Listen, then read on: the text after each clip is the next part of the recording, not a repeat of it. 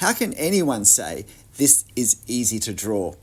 Particularly freehand in ink, no pencil, no erasing.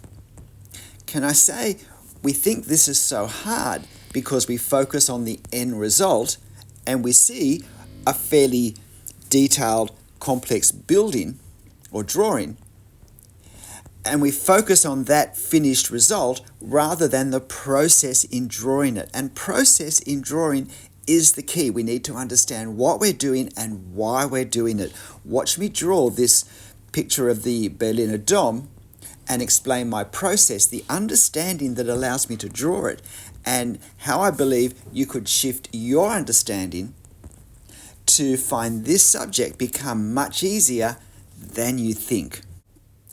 This is the process you're watching me doing now. Right from the very start, my focus is on accurate angles and accurate proportions. This is key. However, I'm not going to try and do that with the entire drawing all at once. I can't rough out areas because I can't erase any marks at the end that aren't in the right spot, aren't where I want them for the finished drawing. So instead, I'm going to choose a section, and in this case, it's this closest corner to us, the part under the small tower with the dome, down to, well, a bit above ground level, down to where my finger is right now. So I'm going to work really hard at getting the proportions of this correct, and I'll know whether I've done that adequately when I've put the detail into this section, because if I can put the detail in so it looks accurate, then the, if you like, outer proportions are going to be correct. If there's not room to put the detail in correctly so it looks the same, proportionately, the window looks the same, for instance, then I know there's a problem with the, if you like, exterior proportions, height to width ratio. But it's angles, proportions. Now, this is, I think, 4 times actual drawing speed, so I'm spending a lot more time thinking about this than it looks. And some of the longer pauses have been edited out completely. So do not take the speed of this with the time it's actually taking me. And this first part of the drawing is going to be the longest part, time-wise, because I am going slower. I'm checking, I'm cross-checking, I'm looking at my reference back and forth more and more.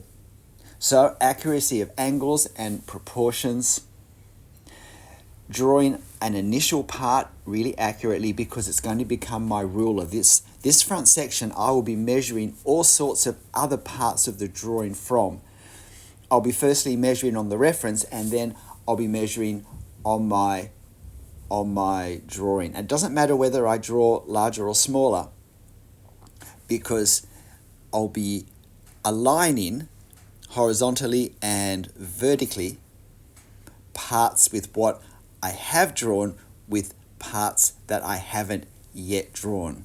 And you'll see me do this when we get a bit further. The other thing I'm going to be doing is, with all this detail, I'm going to simply be trying to create the effect of the detail. I'm not trying to draw all the detail in detail. And in fact, in parts of the building, because of the discoloring from the stone, or perhaps it's still fire damage. I think this building has been cleaned since I took this photo about 10 years ago.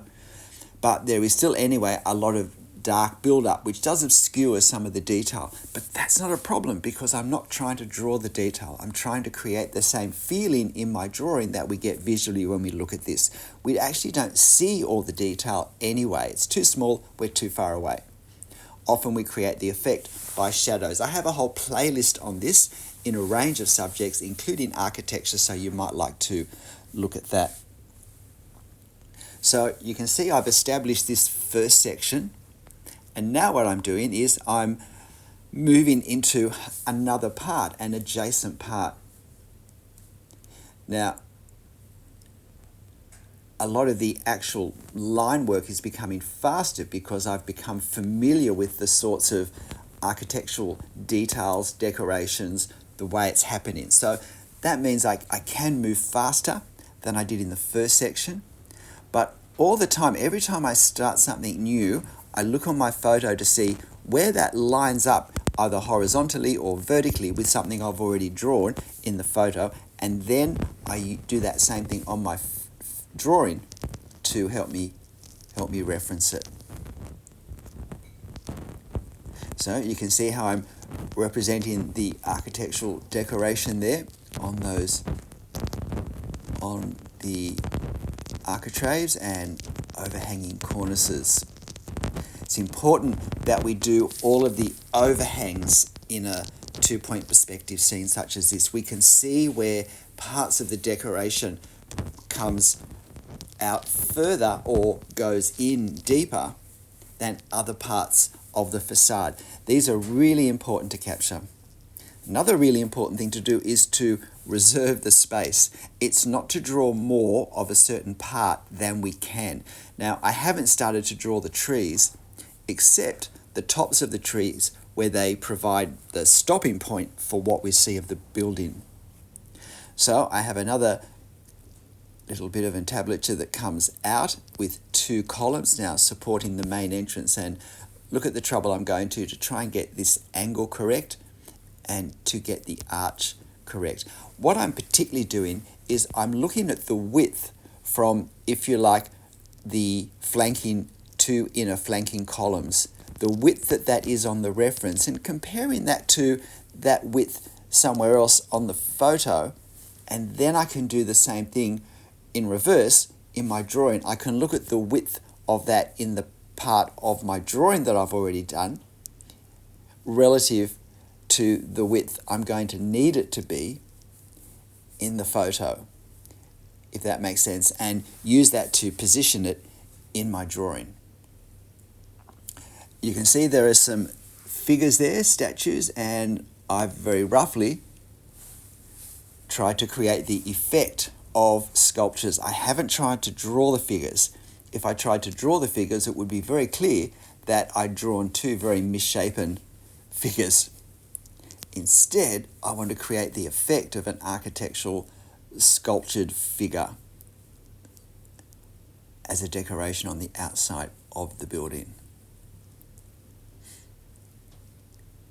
And doing some of the interior, the coffered design on the ceiling.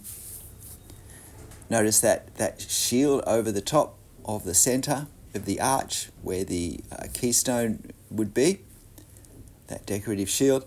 Again, just trying to get that effect. And now I'm continuing to move along. And as you can see, I'm actually getting more drawn faster at this point now, although clearly not this fast. So this is my process. This is what I'm doing. And the bigger picture process that I actually have is that I'm translating the photo into a drawing. I'm translating a photographic process into an ink on paper process. And some subjects appear to be easier to do. So a building that's a fairly geometric shape, sometimes it feels easier to translate that, whereas a tree, particularly a tree seen from a long way away, or a very large tree, it's harder because we can't copy leaf for leaf the way we could perhaps think we're able to copy pillar for pillar, pediment for pediment, door for door, window for window. But the principle is the same, whether it's more obvious in applying or less obvious, that I'm having to translate one visual language into another visual language. Now, also, as we move further away and there's more detail to do in a smaller space, that can also mean that the best way of drawing that effect changes. So now I'm going up, and going upwards from where I've started, I align all the parts of the tower with what I've drawn underneath, using the photo first as my reference. The more challenging part is how high I take things, because I haven't established height at this point. Once I get this corner tower done, I can actually use that to align all other heights vertically, whether it's the other towers or the main dome or the decorative feature above the archway. But I can't do that. I can't use anything for this tower. So this is becoming, if you like, another ruler for me, another measuring stick part of the drawing. So you can see, I hope you can see why I'm saying that this is easier than you think, because if we were just to draw one little part of this, it may not seem so overwhelming. It seems overwhelming because when we are finished drawing all the little parts, it's quite a big scene and it's quite a complex drawing. But part by part, little section by little section, reduce my drawing down to a series of ornamental Lego blocks or building blocks, and it doesn't seem quite so hard. Because the process that I am using here is exactly the same process, and this is really important to listen to.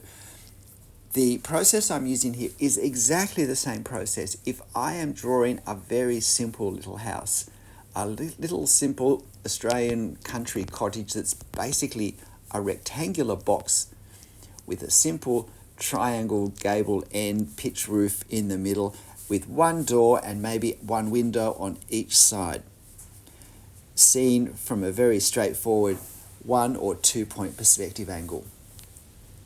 I would use exactly this same principle to draw that freehand in ink. I would firstly observe the angles carefully, observe the proportions carefully, the height to width. I would work out the best place to start. It may be the whole box if it's simple enough, or it may be a door, or it may be 2 windows that are next to each other and the gap that's between them and the corner of a building. There's no right answer for where we start. It's the place that we think, or that as the artist that we think will give us the best chance of capturing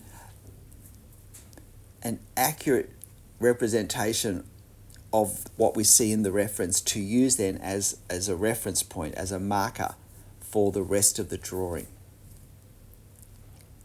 And again, I'm drawing the effect of the detail. Now, there won't be as much effect of detail to draw in a little country cottage as there is here, but the principle is the same. And the mistake, I think, and this is really significant at this point, the mistake I think people make when they start to draw is that with a really simple subject, it's easier. They don't have to concentrate or try as hard to get a good result. And so they don't. When in fact, it is crucial with a simple subject to pay absolute attention to accuracy of angles and proportions and whatever details there, the effect of that detail. It's crucial because this is where we learn the habits of how we draw. This is where we learn how much energy, time, attention we focus on observation. And then in those first marks we make, how demanding we are of ourselves to do the best job we can. Because if I'm not developing those skills in the simple subjects I draw, whether it's super obvious at the end or not, when I go to draw these subjects, these Berliner Dom type subjects, I will discover that I don't have the skills of observation and maintaining angles and proportions that I thought I had. But I'm probably going to blame that my drawing looks wonky because it's a hard drawing, it's a complex drawing. When in fact, at a basic level, at a simple level, I haven't developed the skills I need to do any drawing the way I would like.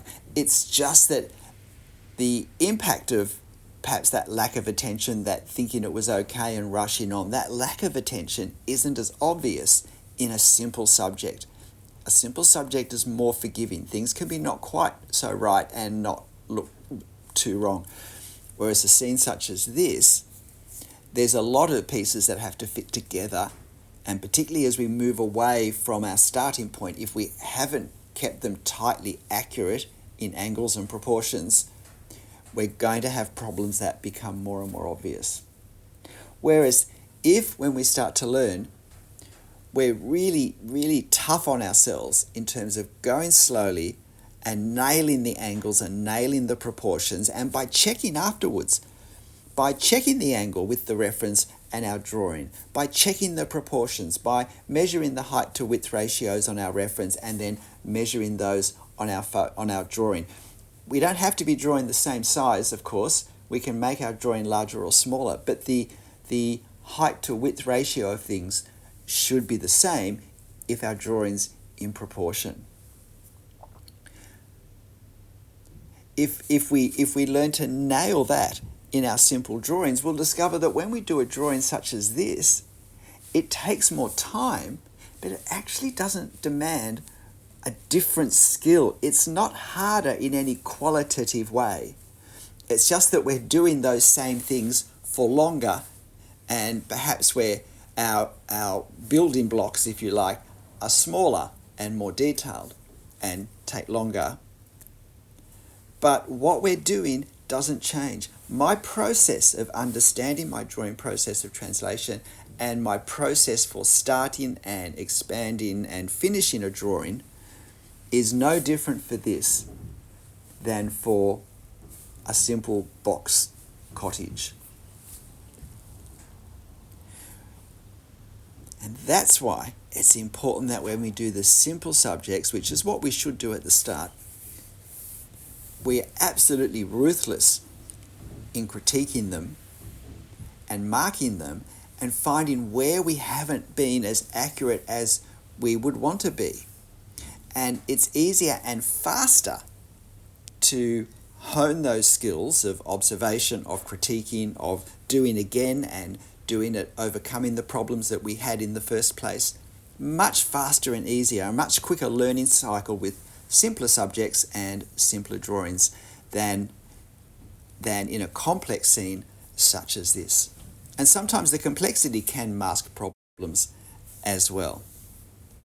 So I believe this is an easier drawing to do than it looks because it doesn't require more complex understanding or skill level. The same skills that we need to draw this, we need to draw a far simpler subject well. There may be a little more effort and concentration and certainly more time in applying them to a more complex drawing, but the fundamental skills don't change. G'day, I'm Stephen Travers. Hope this has been helpful. Hope this may encourage you to draw some more complex things and see how it goes. But most importantly, when drawing simple subjects, I hope it encourages you to be really ruthless in attention, in accuracy, and not letting the simplicity lull you into creating habits that will stop you drawing more complex subjects because the problems will be more obvious there. But in the end, whatever you draw, however you draw it, make sure you have fun. I'll see you next time. Bye.